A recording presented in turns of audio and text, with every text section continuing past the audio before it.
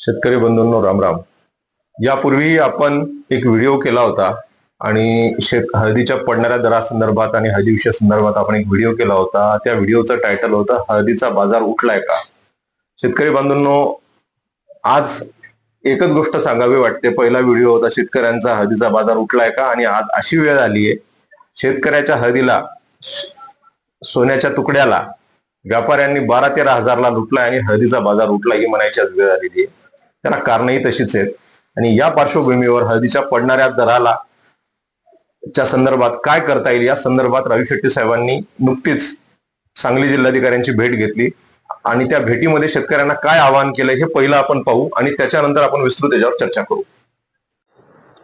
आज सांगलीच्या जिल्हाधिकाऱ्यांना भेटून सांगलीमध्ये NCDEXचं जे वेअरहाऊस आहे त्या वेअरहाऊसमध्ये 1200 टन हळद आहे, ती अत्यंत निकृष्ट दर्जाची आहे.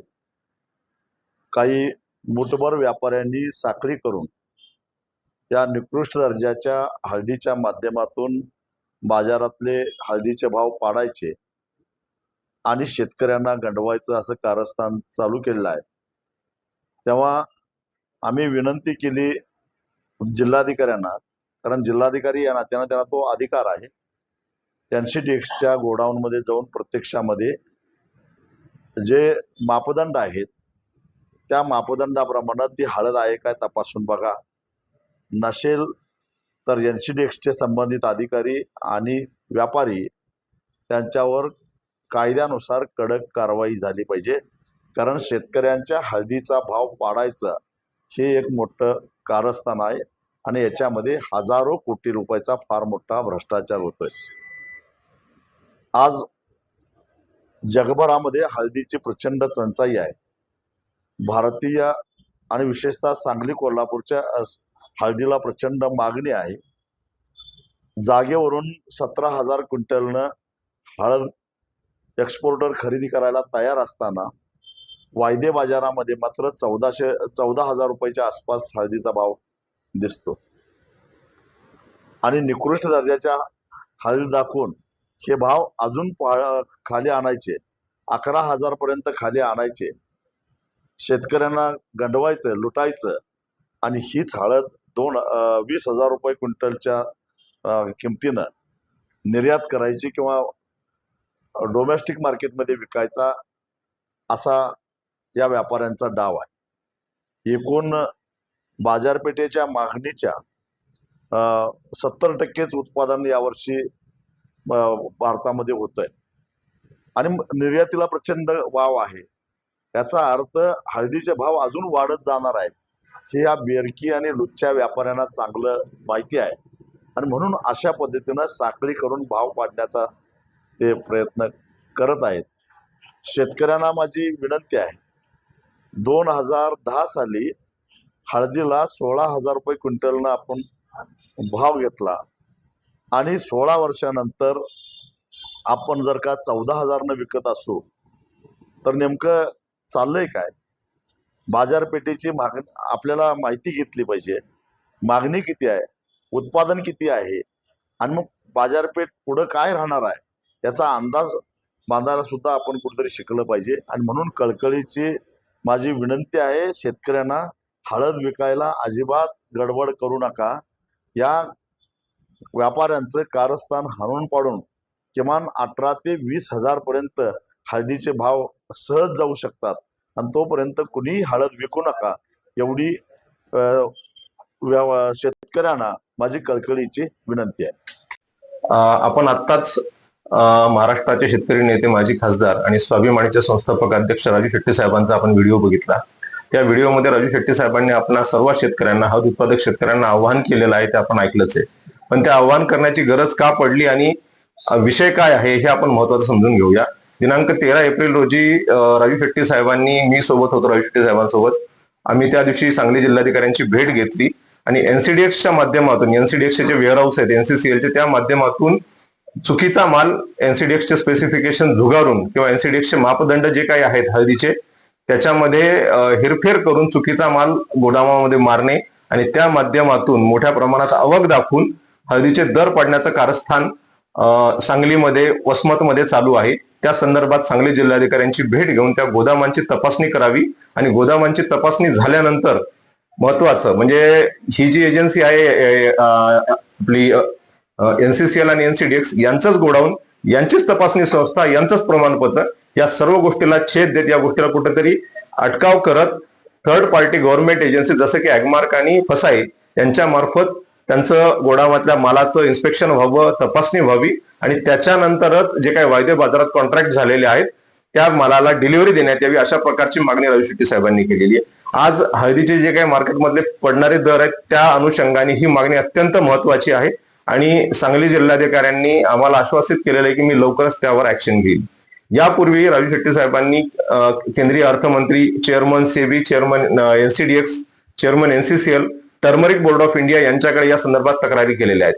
भावांनो, आज मी परत एकदा सांगतो, भारत देश हा जगातली 80% हळद पिकवतो. थोडक्यात काय तर जगाला हळद देणारे आपण एकमेव आहोत. उरलेले जे काही छोटे मोठे देश आहेत, चायना असो, म्यानमार असो, याच्यामध्ये फक्त 20% हळद पिकते. आपल्याकडची आज परिस्थिती आपण बघत आहोत. हळदीची काढणी सुरू आहे.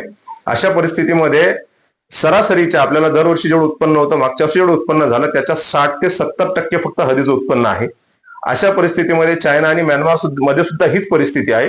त्यामुळे व्यापारी जर तुम्हाला भीती घालत असतील की बाहेर देशातून माल येणार आहे तर हे अतिशय चुकीचं आहे.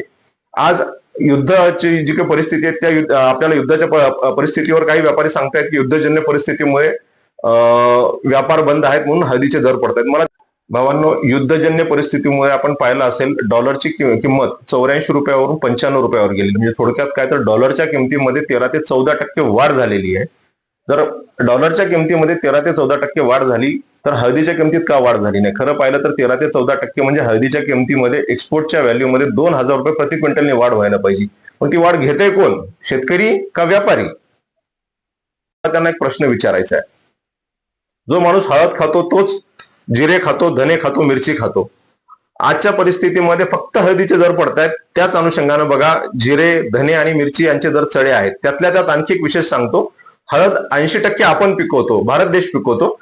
पण धने जर आपण बघितलं तर धन्याचं उत्पन्न सुद्धा यावर्षी चांगलं आहे. जगामध्ये 9 देश धने पिकवतात. या 9ही देशामध्ये धन्याचं उत्पन्न चांगले, तरी सुद्धा युद्धाच्या पार्श्वभूमीवर धन्याचे रेट चढे आहेत, हे आपण तपासू शकता. भावांनो, याच्या माध्यमातून एकच सांगणं आहे की हळद विकायची गडबड करू नका. राजू शेट्टी साहेबांनी आपल्याला तेच आवाहन केलेलं आहे की हळद विकायची गडबड करू नका. याच्यात आणखी महत्वाचे मुद्दे तुम्हाला सांगायचे आहेत. आज मी त्याच दिवशी सांगली मार्केट यार्डामध्ये आम्ही फेरफटका मारला आणि तिथल्या व्यापाऱ्यांशी बातचीत केली. आज सांगली मार्केट असो, वाशिम मार्केट असो, हिंगोली मार्केट असो, वसमत मार्केट असो, या मार्केटमध्ये आणखी एक गोंधळ चालू आहे. APMCच्या रेकॉर्डला मोठ्या प्रमाणात आवक दाखवली जाते आणि प्रत्यक्षामध्ये जे वायदे होतात किंवा जे विक्री होते आणि जो सेस भरला जातो तो अत्यंत कमी असतो. 2024-25च्या आकडेवारीनुसार सांगली बाजार समितीमध्ये 11 लाख कट्ट्यांची आवक दाखवण्यात आली. पण प्रत्यक्षामध्ये 7 लाख कट्ट्यांचाच फक्त सेस भरण्यात आला. म्हणजे मुळात तिथं फक्त 7 लाख कट्टेच आले होते, पण आवक जास्त दाखवून बाजारातील दर पडण्याचं कारस्थान या व्यापाऱ्यांनी केलेलं आहे. आणखी एक महत्वाचा मुद्दा सांगतो. आज आपण NCDX म्हणतो. NCDX म्हणजे काय? डब्बा, थोडक्यात डब्बा म्हणू आपण. काल निजामाबाद मध्ये NCDXचे दर 16-16.5 हजार असताना सुद्धा व्यापाऱ्यांनी 11,000, 12,000, 13,000 हळदीचे बीट केले. त्याला वैतागून शेतकऱ्यांनी त्याला विरोध म्हणून निजामाबाद मध्ये मोठ्या प्रमाणात गोंधळ झाला. निजामाबाद मध्ये तिथल्या शेतकऱ्यांनी तिथलं बीट बंद पाडलं, ऑप्शन बंद पाडलं आणि जोपर्यंत चांगल्या दराचे ऑप्शन होत नाहीत तोपर्यंत आम्ही बीट होऊ देणार नाही अशी भूमिका घेतली. आज तीच परिस्थिती काल जर आपण बघितलं तर वसमत मार्केटला सुद्धा 16,500, 16,000चं आपला जो काही रेट आहे NCDXचा तो चालू असताना वसमत मार्केटला 12 ते 13,000 दराची बोली झाली. मला सांगा, याच व्यापाऱ्यांनी, जे व्यापारी आज 12-13 हजारांनी वसमतमध्ये बीट बोलतायत, त्याच व्यापाऱ्यांनी वायदे बाजारात म्हणजेच NCDXच्या प्लॅटफॉर्मवर वायदे बाजारात एप्रिल 2026 आणि मे 2026च्या कॉन्ट्रॅक्टमध्ये इतर व्यापाऱ्यांना किंवा पुढच्या व्यापाऱ्यांना 18,000 पासून 19,000 पर्यंत हळद विकलेली. म्हणजे थोडक्यात काय तर व्यापाऱ्यांनी एप्रिलसाठी जे वायदे केले होते, एप्रिलमध्ये आणि मे मध्ये पुढच्या व्यापाऱ्याला त्यांनी सौदा दिला होता की आम्ही तुम्हाला 18,000 ते 19,000च्या दराने हळद देऊ. म्हणजे ते विकणार 18 ते 19,000ला आणि आपल्याला भेटणार 12 ते 13,000. 12 ते 13,000 घेणं योग्य आहे का, हा माझा पहिला प्रश्न आहे. मला सांगा, 2010 मध्ये आपण 14 ते 16,000 हळद विकली होती. आज 2026 चालू आहे. 2026 मध्ये 16 वर्षानंतर आपण त्याच दराने हळद विकायची का, हा माझा महत्वाचा प्रश्न आहे. शेतकरी भावांना एकच सांगायचंय की थोडा संयम बाळगा, मोठ्या प्रमाणात गर्दी करू नका. हळदीचे दर 100% वाढणार आहेत. आणि आज तुम्हाला सांगतो, जगामध्ये कुठेही हळद नाही आहे. फक्त भारत एकमेव देश आहे की जिथे हळदीचं मोठ्या प्रमाणावर आपण एक्सपोर्ट करतो आणि ती हळद जगाला पुरणार नाहीये, आपल्या देशांतर्गत सुद्धा पुरणार नाहीये. त्यामुळे आम्हाला एकच सांगायचंय तुम्हाला की कुठलीही घाई करू नका, संयमाने घ्या.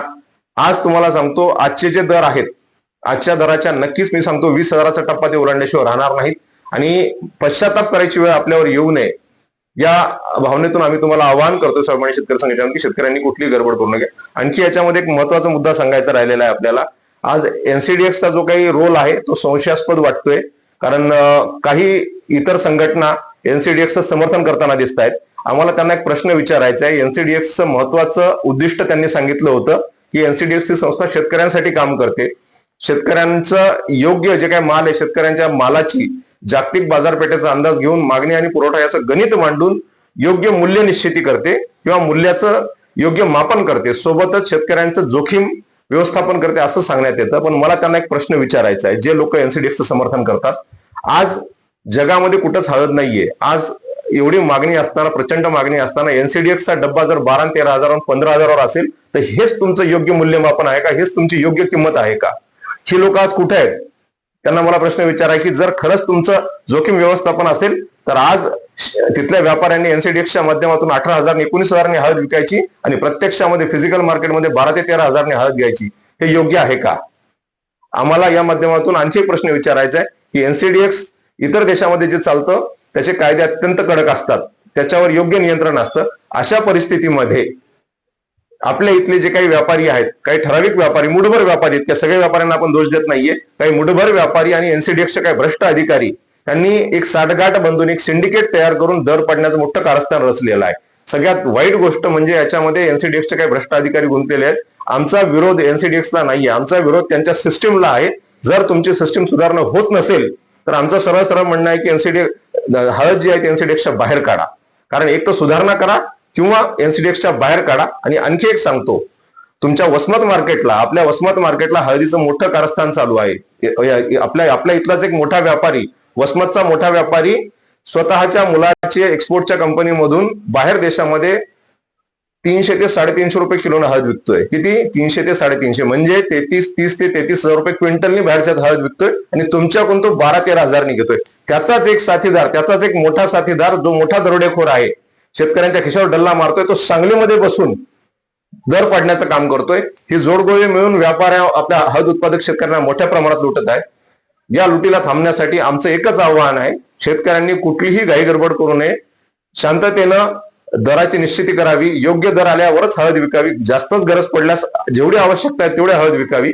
भावांनो, 5,000 ते 6,000 रुपये जर दर वाढले तर आपल्याला काय किती नुकसान होऊ शकतं याचा अंदाज घ्या. याच्यापेक्षा तुम्ही वेअर हाऊसला हळद टाका आणि त्याच्यावर कर्ज घ्या. कर्जाचं व्याज फार कमी होतं, पण एकदा विकलेली हळद हेच व्यापारी परत काय दराने विकतात हे जर बघितलं तर आपले डोळे फिरतील. त्यामुळे आमची एकच कळकळीची विनंती आहे, गडबड करू नका. शेतकऱ्यांनी कुठलीही गडबड न करता शांततेनं, संयमानं योग्य वेळी हळद विकायचा निर्णय घ्यावा.